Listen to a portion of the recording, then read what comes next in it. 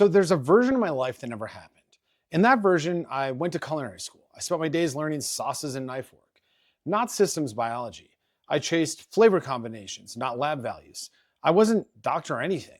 I was just someone who loved food and got to create it for a living.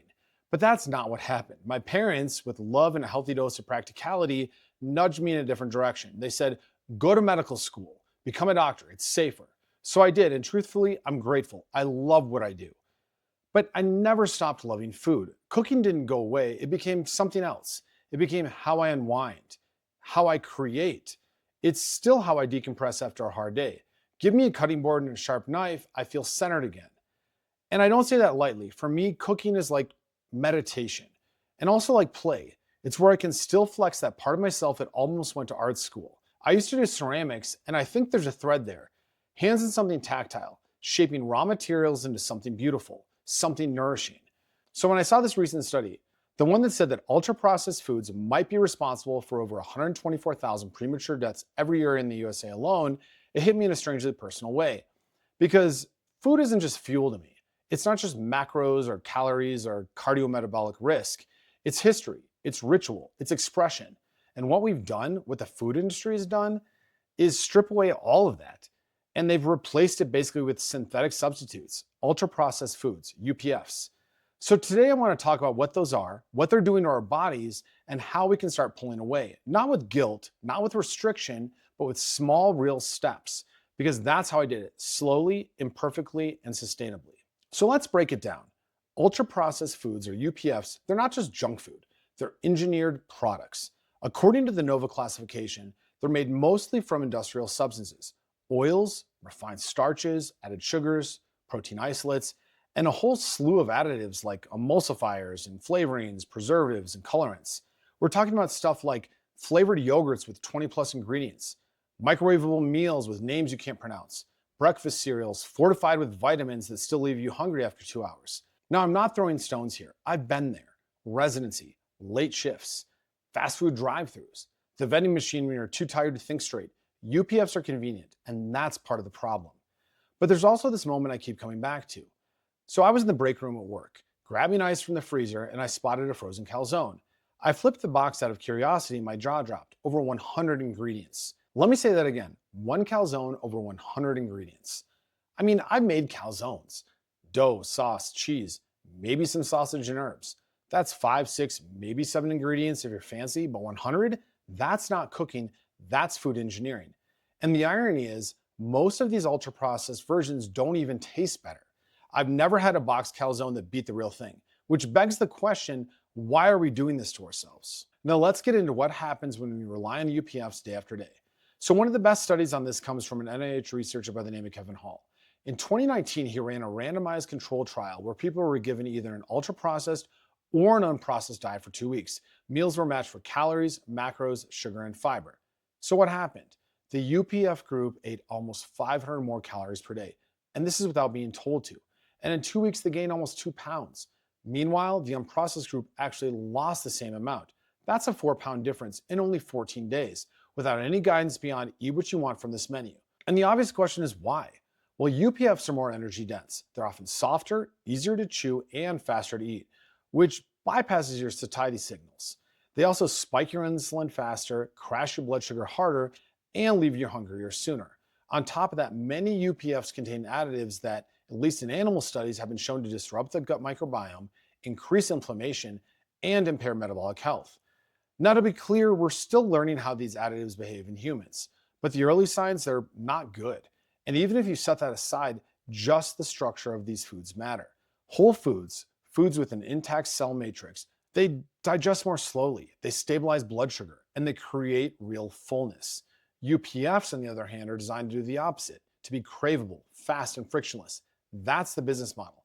And over time, this means weight gain, insulin resistance, systemic inflammation, and ultimately a higher risk of heart disease, diabetes, cancer, and yes, premature death. Now, here's where I want to pull the thread back to something real, something personal. Because I didn't start eating this way out of fear. I started cooking more because I liked it, because it gave me something to do with my hands, because it helped me feel human after long days in the clinic. And for me, it hasn't been all or nothing. For a long time, I'd still buy certain packaged sauces, still grab frozen lunches, But bit by bit, I started reading more labels, and what I saw, it disturbed me. Ingredient lists getting longer, sugar showing up where it didn't belong, strange emulsifiers I didn't even know how to pronounce. So I made small shifts. I started cooking with ingredients that are, well, ingredients: garlic, olive oil, beans, chicken. I began aiming for foods with a short ingredient list or none at all. I simplified my meals: pan seared protein, roasted vegetables, something fermented, maybe legumes or quinoa, that kind of pattern. And as I changed my food, my energy changed as well. These days, my life includes regular training, lifting weights, jujitsu movement. But that wasn't always the case. My fitness journey started slow, just like my nutrition. It was a few intentional walks, then heading to the gym, then building confidence under a barbell. It was a process. And to be clear, I don't live like a monk. There are days when I go through the Whataburger drive-thru and order a triple meat with cheese. No shame. I enjoy every bite. But that's not the norm. It's not the foundation of my diet. And that's the key. It's not about never, it's about less often, about cooking at home more often than not, about caring gradually, not obsessively.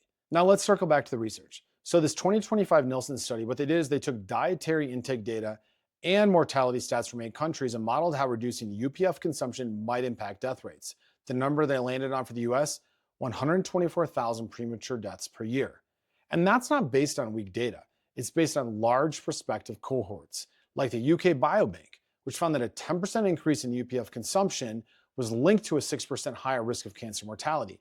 And for ovarian and breast cancers, the risks were even higher. Another meta-analysis of 11 cohort studies found that people in the highest UPF consumption group had a 35% higher risk of cardiovascular events and a 21% higher risk of all-cause mortality. And importantly, these are dose-response associations, meaning the risk doesn't suddenly appear at 50%. It builds gradually with every increase. So the good news, even small reductions matter. So if you go from 60% UPF to 45%, that's a real win. It's not all or nothing, it's more or less. Now I want to say something clearly here. This is not about shame. It's about awareness. It's about options. I know firsthand that cooking takes effort, that real food often costs more, that some people are just trying to survive the week, get the kids fed, make it through night shifts, get some sleep. So I'm not here to judge. I'm here to help you see that there's a path forward, even in the chaos, that change can happen a little bit at a time, that you don't need a perfect kitchen or a perfect schedule, you just need a starting point. And for me, that starting point was one home-cooked meal per week, one lunch I didn't buy in a box, one ingredient list I actually read. That's all it takes to begin. So if you want to move away from UPFs towards better health, here's where I'd suggest starting. First, read ingredient lists. If there are 30 plus items and you don't recognize half of them, it's probably not something you'd make at home.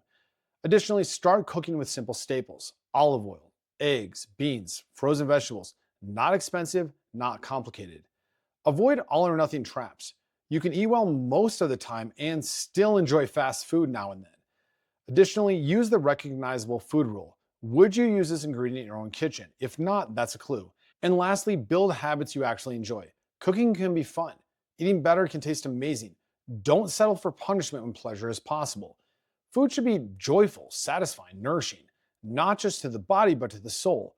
When we step back from ultra-processed defaults and lean into cooking, even just a little, we reconnect with that. And over time, these small changes stack up into better energy, better health, and yes, a longer life. You don't need to become a different person overnight. Just take the next small step.